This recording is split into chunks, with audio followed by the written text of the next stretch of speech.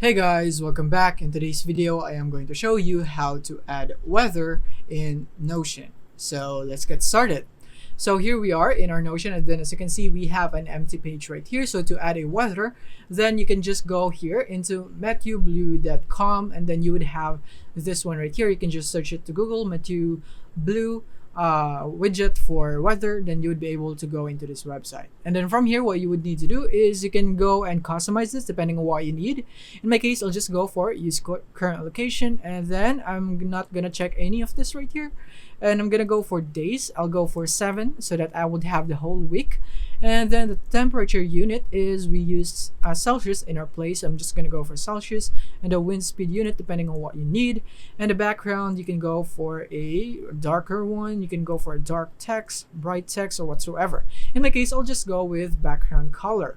And then from here, once you're done with all the settings, then you can now copy all of the HTML code. Right click, click on copy, and then all you have to do to paste it in Notion wherever you want in Notion is all you have to do is go into typing slash and then go for embed right there. And now we have this embed option. Click on that and then paste it right here on what you have copied, the code. You want to paste it right there and click on embed link.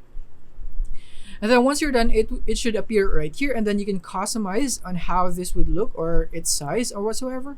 Then you can just do it like so, just like that. And now you have successfully added weather into your Notion. Thank you for watching. If you have found this video helpful, simply leave a like below or subscribe because it helps me reach more people. See you soon.